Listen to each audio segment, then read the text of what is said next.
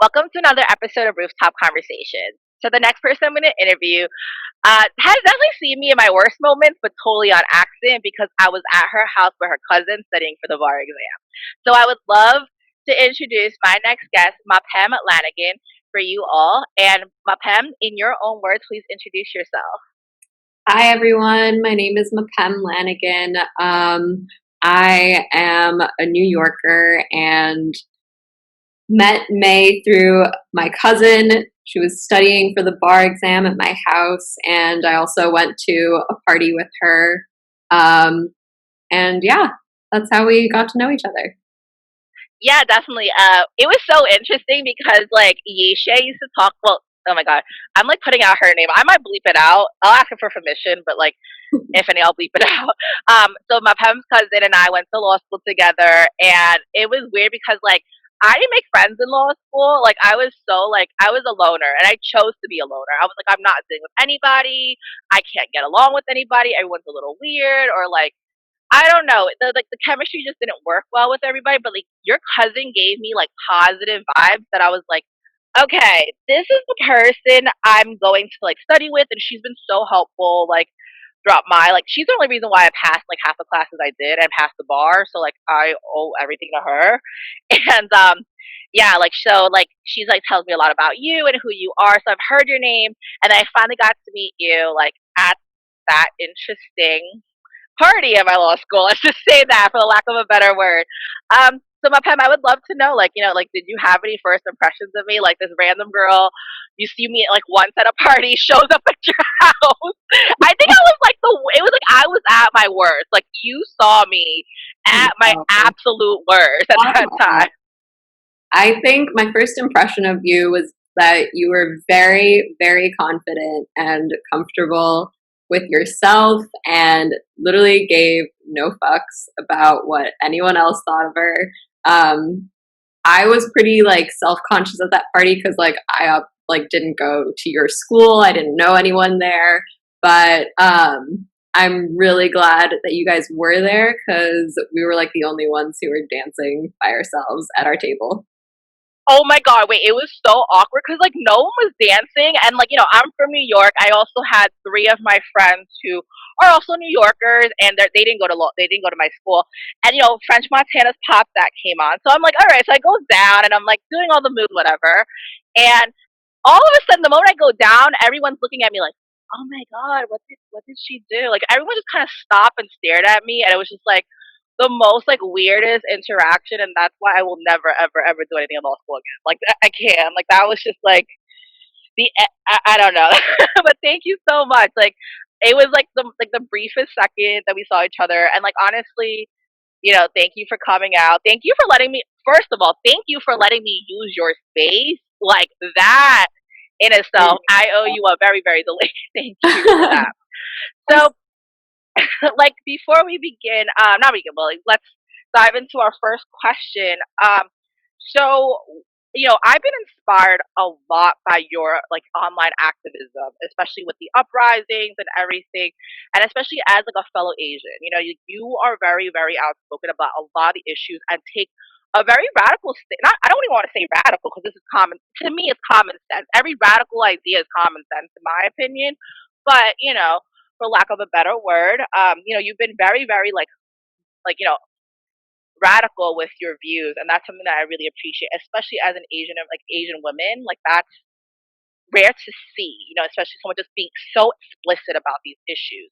So first off, like one of the things that you openly talk about on your Instagram is going to private school and your experiences there. So because of the uprisings, folks have come out and became more vocal about the treatment that BIPOC have faced within their private institutions. And I have a lot of friends who went to parochial school, whether in New York or in other states, who are very, very vocal. And I did recently interview a friend of mine who went to parochial school in New York and asked about her experience. But you went to a secular private school, and I would love to hear about how your experiences as an Asian woman were, like being in that space and being in that school, and whether they resonated with a lot of the things that you're seeing online, like being on Instagram, and of course, like the petitions that are being circulated throughout for like different schools and the emails. Definitely. Thanks so much for saying those kind of things about me. I've definitely been very inspired by your posts as well. You're extremely vocal and share such valuable information, which I really appreciate. And I'm really grateful that you're using your platform to share all that information. For me, first of all, I never used to be like a very outspoken person. Growing up, I was very shy, kind of just like let other people speak for me or over me.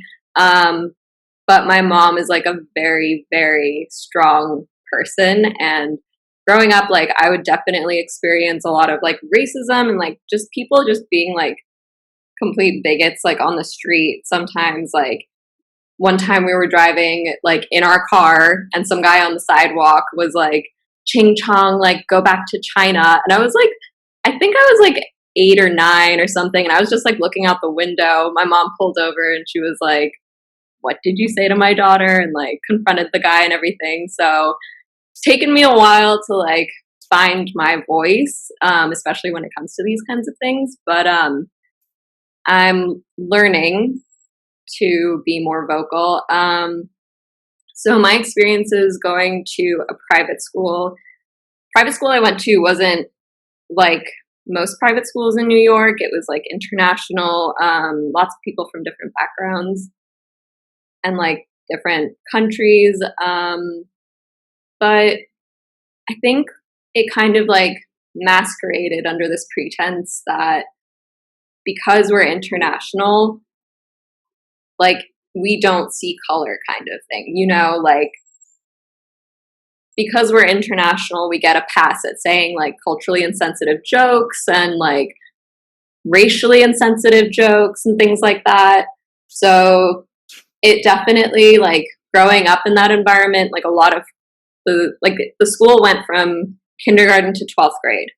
So a lot of people had been there for years. I myself had been there for 10 years before I left. I think it was after like 10th grade, I went to boarding school for like my last 2 years of high school. And then just growing up in that environment, like you don't really get checked because people have been there for so long. And when you're a new student, you come to that school, you kind of have to like fit in and like assimilate. Otherwise, you're just going to like be ostracized and like not make any friends, right? And being in that environment, not being checked, led to like this really toxic culture of just like saying the N word and like just a bunch of other things too. And like as an Asian woman, a lot of the things that I would get were like, if a guy liked me, it wasn't because of me, it was because he had yellow fever. And I was like really skinny and like tiny back then. And people would like be very like physical with me and like push me into lockers. One time I was like pushed to the ground.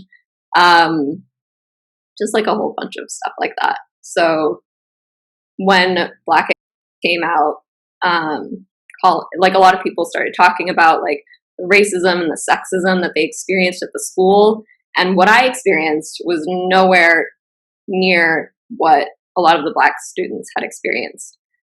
Like from microaggressions to like flat out like racist behaviors and actions. But it made me kind of like look back and think about all the things that had happened to me. And like, I have a lot of these people on my social media. So I kind of wanted to like indirectly put it out there and be like, you know what, this is what I experienced at the school. And I want you guys to know that this happened. And I think we can do better than this. Wow. Well, first off, thank you so much for being so open and sharing those like very powerful stories, but also very like hurtful stories with us and like with the audience. I really thank you for that. First off, secondly, like it's really interesting that you mentioned like yes, I go to an international private school, which is definitely different and it has like different demographics than what you would think a private school in New York City would look like, but even under this, like, even the fact that you have all these different folks from different countries, racism still prevailed within your school community. And that's really like upsetting to hear. And especially the whole like premise of like, we don't see color. Like, what does that really do for the students in the community? Though, what does that really do for, if you to even keep, especially as an international school, you have a duty more than like, not saying like every like one the school shouldn't like any like no school should have this duty, but like especially like international schools, like you have this duty to ensure your students like are protected because of the diverse and special population that you have and you serve.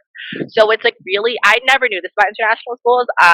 Only because just like you're the only person in my like like my circle that's been to one.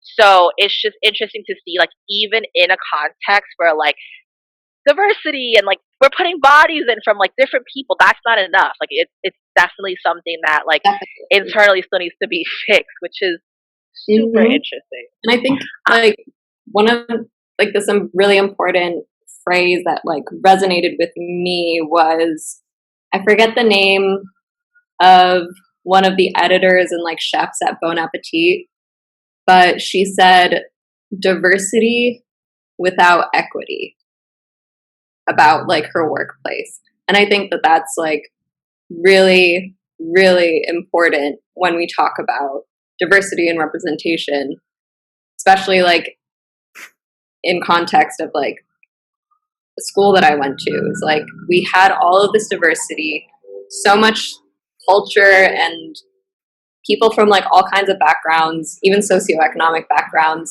And sorry, there's like a helicopter background. And yet we still had all of these issues. And I think that yes, I like had a really great education at that school, but it was really lacking in terms of a racial education or like anti-racist education.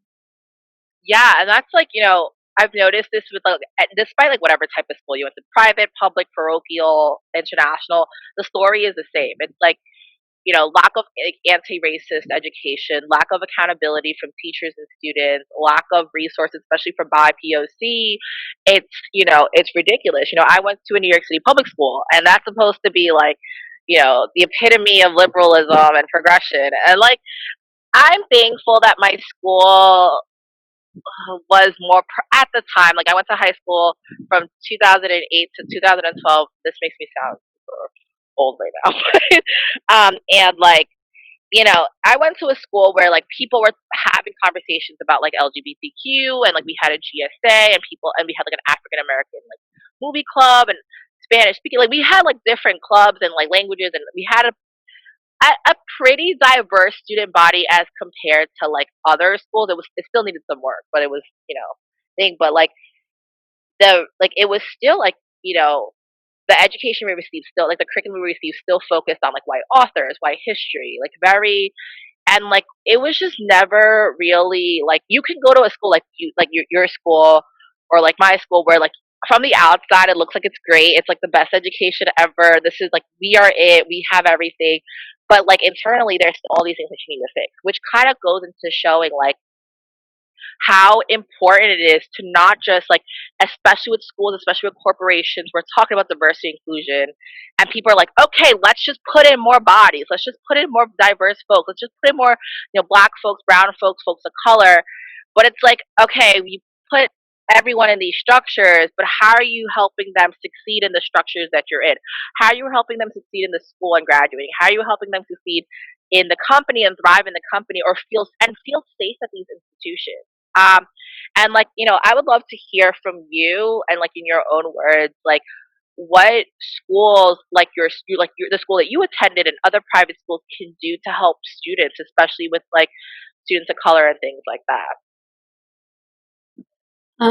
That's a really good question. I kind of feel like I don't have the right answers for that really, mostly because like I don't have experience in education, but at the same time, like as someone who went to school and felt kind of like I didn't have a voice. I can only imagine what Black students must be facing, like all across the country, around the world, even. And I think the most important thing is to listen to students when they raise concerns. Like there have been so many stories from like all of these schools, not just like the one that I attended, where students, Black students particularly, raise their concerns and like try to like address the issues and like all of the things that have happened to them, but the administration largely fails them. And I think that is probably the biggest step, I think, towards creating like an anti-racist environment, but also like listening to them and providing the tools and the resources for students to learn about Black history. And for example, like the school that I went to, I don't really recall ever reading anything by like Martin Luther King Jr., for example, or like Malcolm X or Angela Davis or Audre Lorde or James Baldwin, like all of these really prominent figures in like American history. So I think that is definitely one way. Yeah, I agree. I think we'll definitely listen to the Black and Brown and Indigenous folks in the schools. That's like the first resource you should, like, any administrator, whether you're in a school or a corporation, should do, and actively listen, right? Not just listen, write a statement, like actively make those changes. And I agree, in schools, an anti-racist curriculum is not just beneficial for the Black and Brown Indigenous folks that are there, but also the non-Black students who are there. Like as an Asian American, for me, I think I would benefit very well from an abolitionist-based education, an education based on Black scholarship, because one, I benefit from white supremacy and privilege, right, as an Asian American because of my proximity to whiteness. So the education I'm receiving should deconstruct that. And two, it will allow me to become like a better ally or accomplice in helping out with like the civil rights struggle. And so not even the civil rights struggle, but just like helping, like not helping because I don't want to center myself, but kind of like in a way become more understanding of these issues and be more aware of these issues. And I like it's even if your school is predominantly one demographic over the other, it's needed everywhere, in my opinion. And you're definitely on the Exactly. right. Yeah, that's I something think I the definitely agree with. education system, like all over the US, is just like in shambles right now. One It's hundred percent. so like I feel hopeless sometimes just thinking about the education system in the US and how we're completely underservicing all of these young people who then like it just leads to like the perpetuation of like all of these social issues.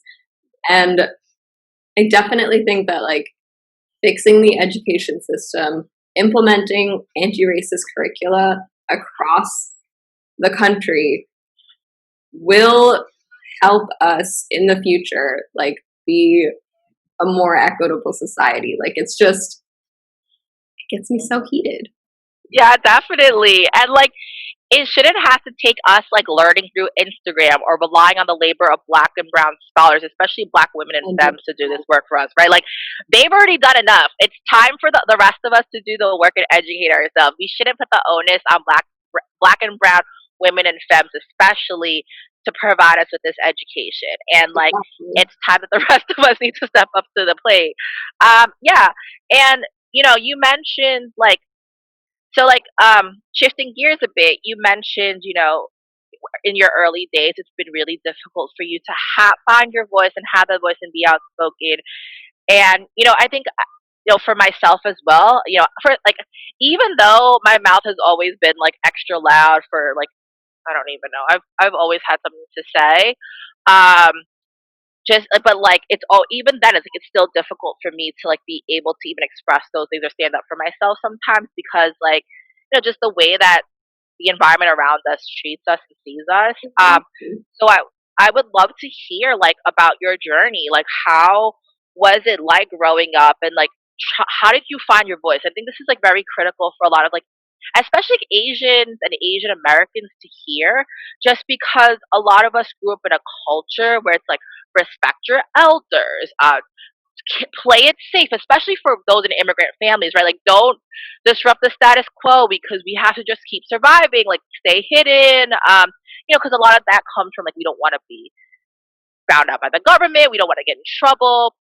But so, how did you go from someone who was a little more, uncomfortable with speaking up and like finding your voice to someone who's now like very vocal activist in a way? And I would just love to hear about that a little bit. 100%. So for me, I think one of the biggest components was leaving this kind of like really toxic environment that I was like going to school every day with like people who I felt didn't respect me or like just in general, like a place where I felt stifled in terms of like my own personal growth. So I went to boarding school and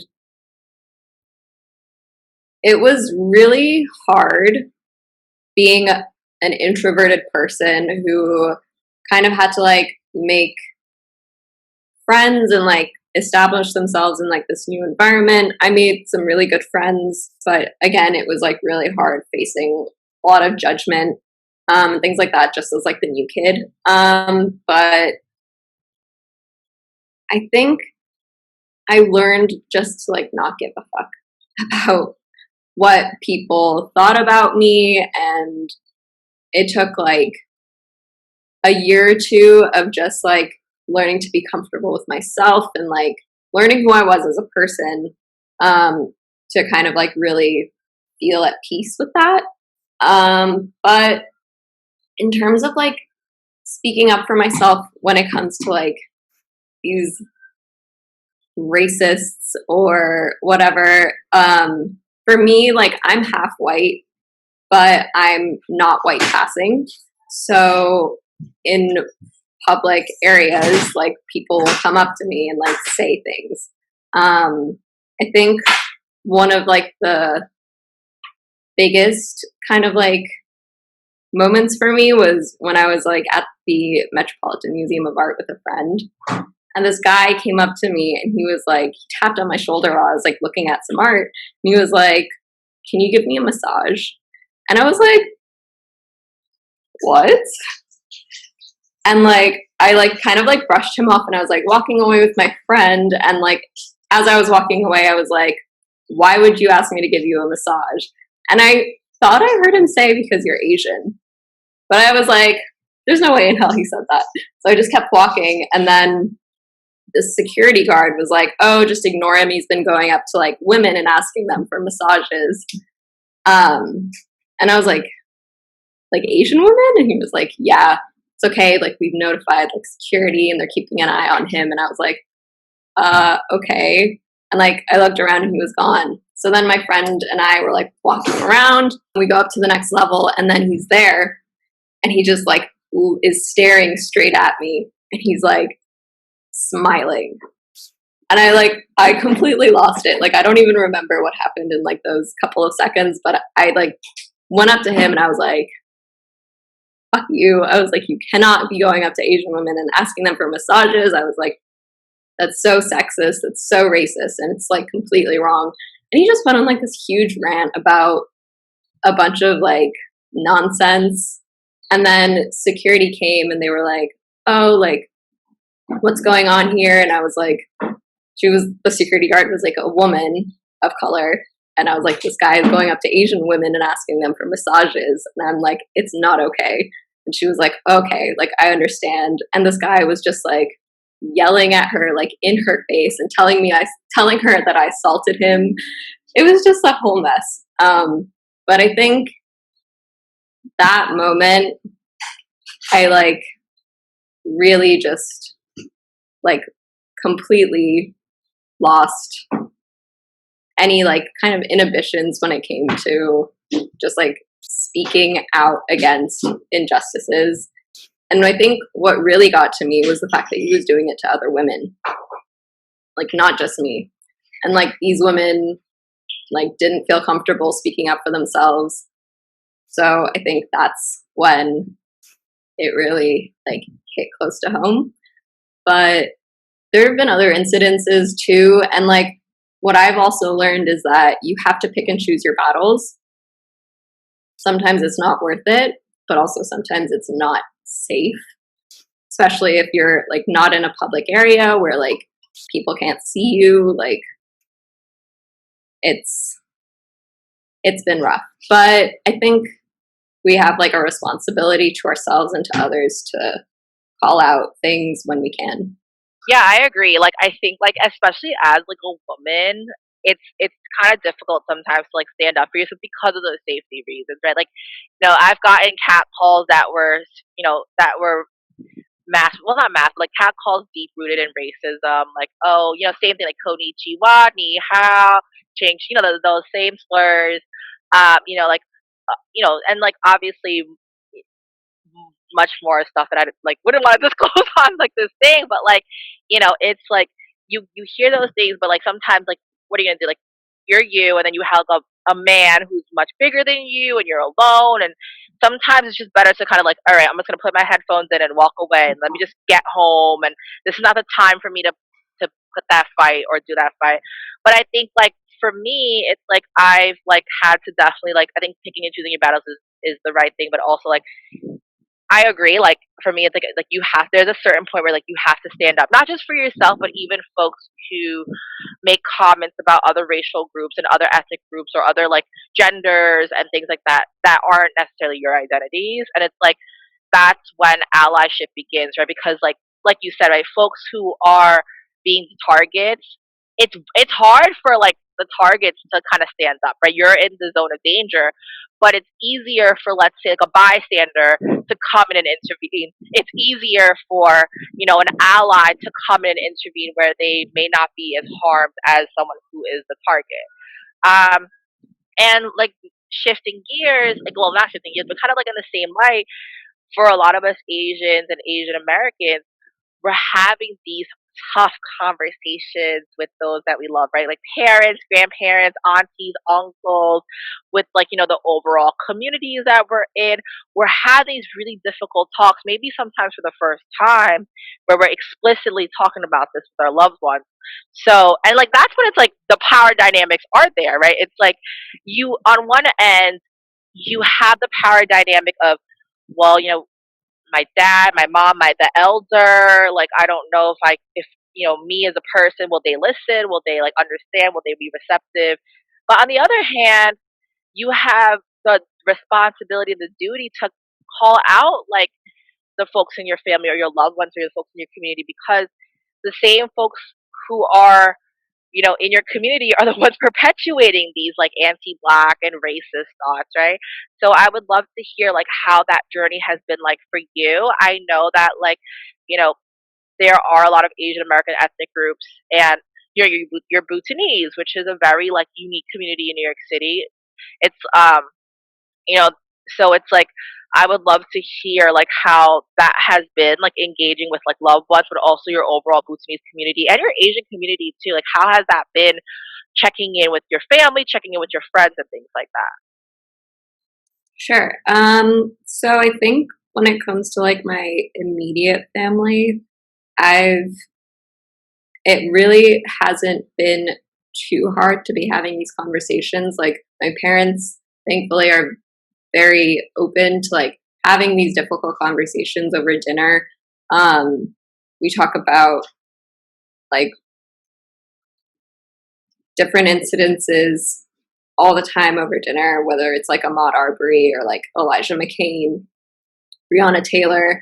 And I think, yes, sometimes they do get heated, but it's really important to kind of maintain just like an understanding of where the other person's coming from. But yeah, I think it's like really important to be having these conversations, but also having an open mind and being compassionate to the other person. A lot of the time, like, especially when we're talking to like elders, you still have to maintain like this kind of respect, especially like, okay, my dad is Irish Catholic, but respecting your elders is something that's still very, very like much the norm. So when it comes to like both of my parents, it's like, be respectful, see the other side, but also like the hard part is just like trying to make your point made, I feel like. And like when it comes to the Bhutanese community, it's kind of hard being like half Bhutanese because like you're not like white enough, but you're not like Asian enough either, right? So I can't really speak Dzongkha fully, but I tried like my best to like reach out to like cousins and stuff and just be like, you know what, like using the N-word is not okay, because back home in Bhutan, like a lot of like the young people really love like rap and like hip hop and everything, and like they hear it in songs, but they don't understand like the context of it. So like that's why like in the beginning I was sharing a lot of posts being like, this is why you cannot use the N-word, but also like addressing colorism, I feel like is really important in Asian societies, because in Bhutan, like there's like, I don't know if you would call it a slur, but it's like a nickname or something. It's like Nado or like Nalepem, which means like, it's like you call someone who's like darker skinned that name. And it basically means like Nado is like the name for the color black. So like being like, these slurs are not like okay to use. Like I know that Bhutanese people have used them for like the longest time, but like understanding that the meaning behind it and like the intention behind it is not conducive to like a progressive society. So things like that, I feel like. Yeah, no, that's totally understandable. I think like seeing like the same thing, like speaking to the Thai community, it kind of parallels where like Thailand's very homogenous, and that's like kind of partly due to like the fact that we were never colonized. So like people were like very. It's just.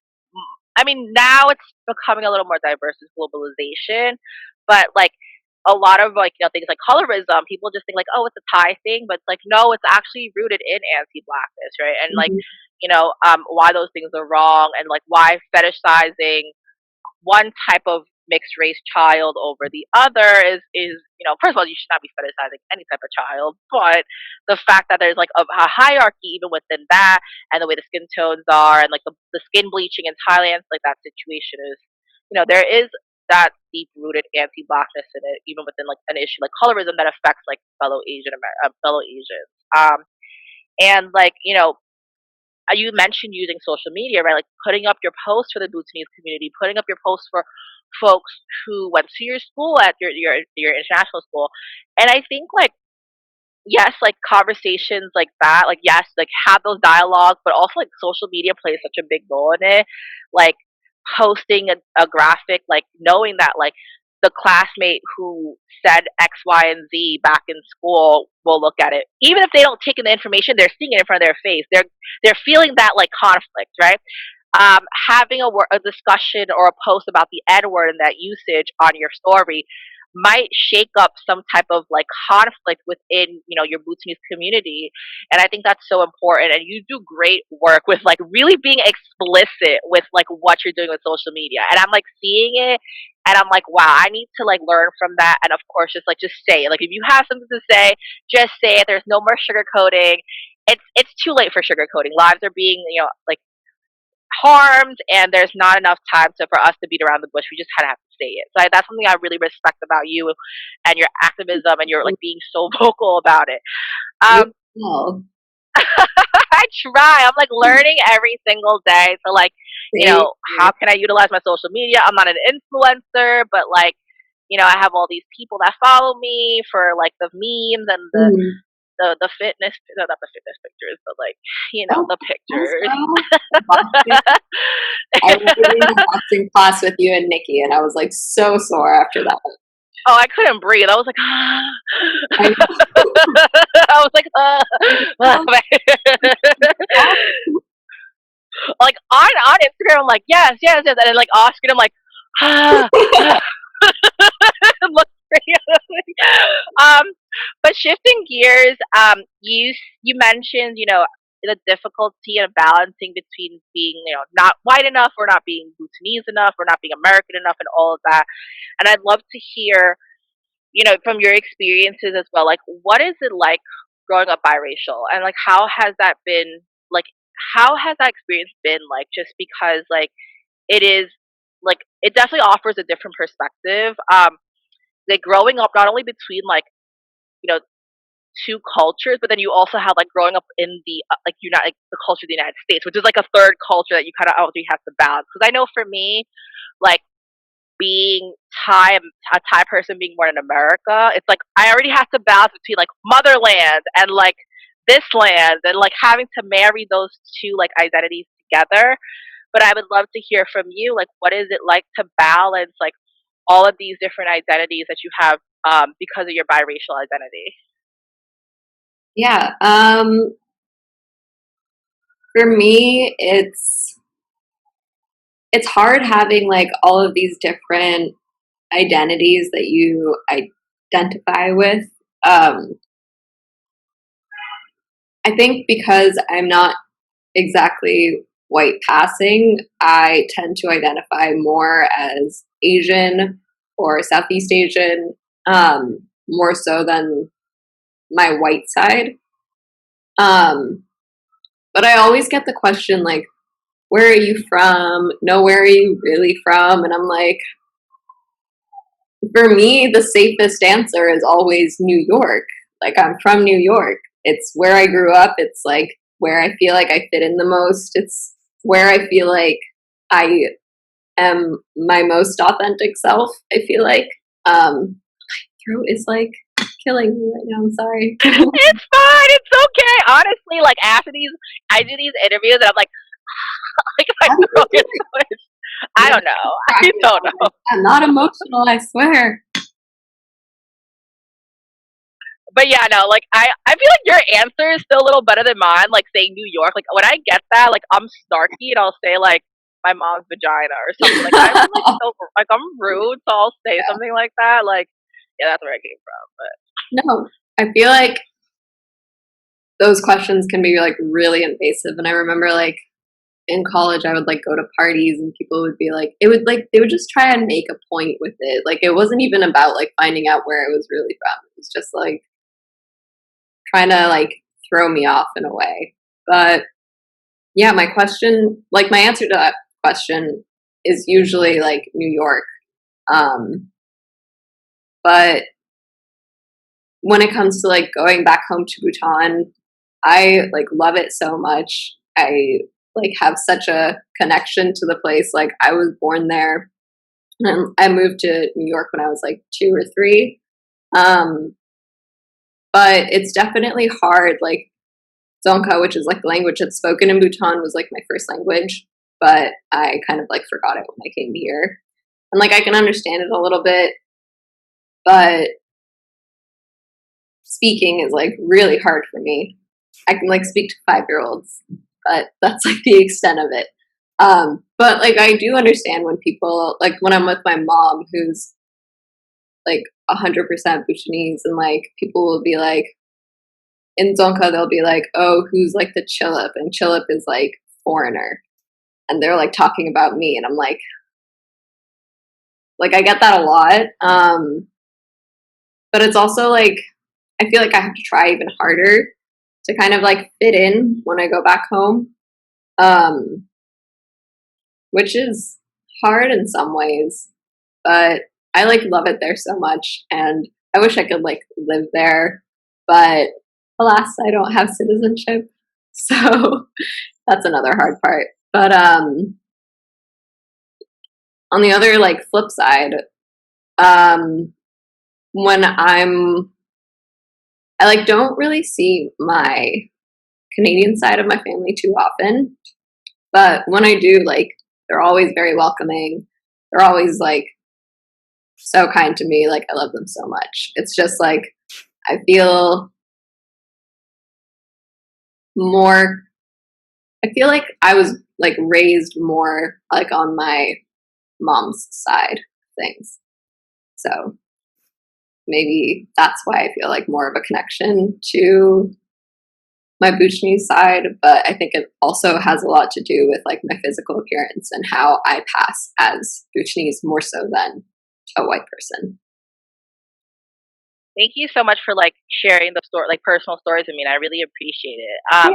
Yeah, the concept of passing is really interesting for especially a lot of people who are biracial or mixed race, where it's like how well can you pass into a certain identity? And sometimes that comes with privilege, sometimes it doesn't, and like it's like it's hard when like to grapple with those identities, but also like grapple with the identities and the labels that this like racist society has to put on all of us, and it's like very difficult to not only have to like work with like internally, but also like deal with the external like forces around you. So Definitely. like thank you so much, Mapem, for like being so open with me during this Of course. conversation and being so like you shared a lot of very strong and personal stories, and I want to thank you so much for like sharing that with us today. And as we're coming up on our hour, this is like a time where I let the guests do whatever they want. So they can promote themselves, their Instagram, any special projects,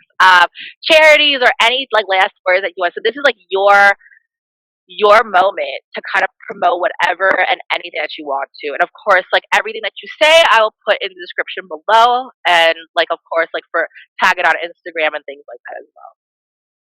Okay.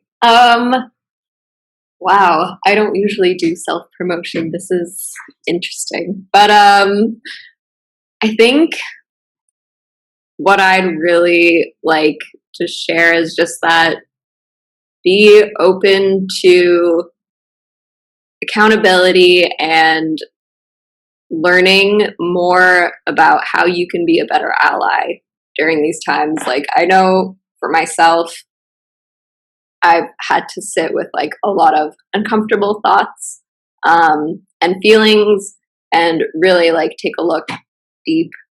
But I think that's the very least that we can do right now.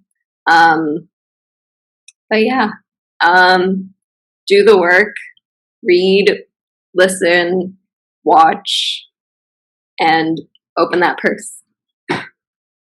Yes, I definitely agree. I think like being uncomfortable with what your privilege is super important. It's something that I've had to do a lot of self reflection with, like before, during, and after. Well, not even after.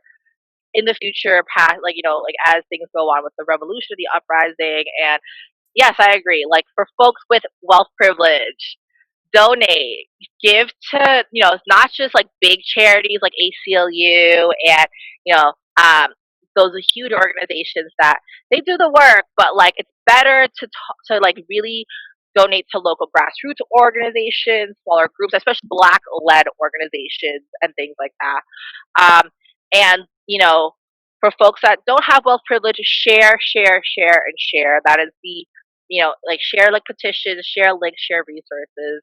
That's something that we can do. And of course, like redistribute the wealth. Like a lot of us benefited from white supremacy. A lot of us benefited from capitalism. Do it, and like I've seen a lot of folks online who drop their Venmos, especially Black trans folks. Yeah. Send them the Venmo. Like there's and pay for it, please, please. Hey, hey, Black folks, especially Black and brown femmes, for their labor. This Mm-hmm. is the important Also, like part. as non-black POC, I think it's really, really important for us to like acknowledge our proximity to whiteness and leverage that to help out our black community. Like that's the very least we can do.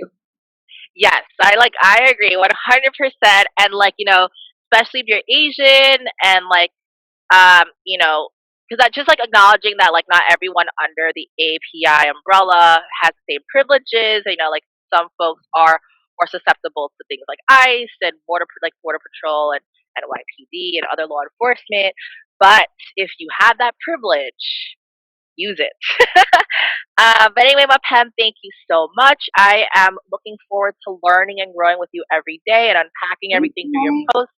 I appreciate you coming on, and thank you so much for sharing your story. Thanks so much for Bye. having me. Bye.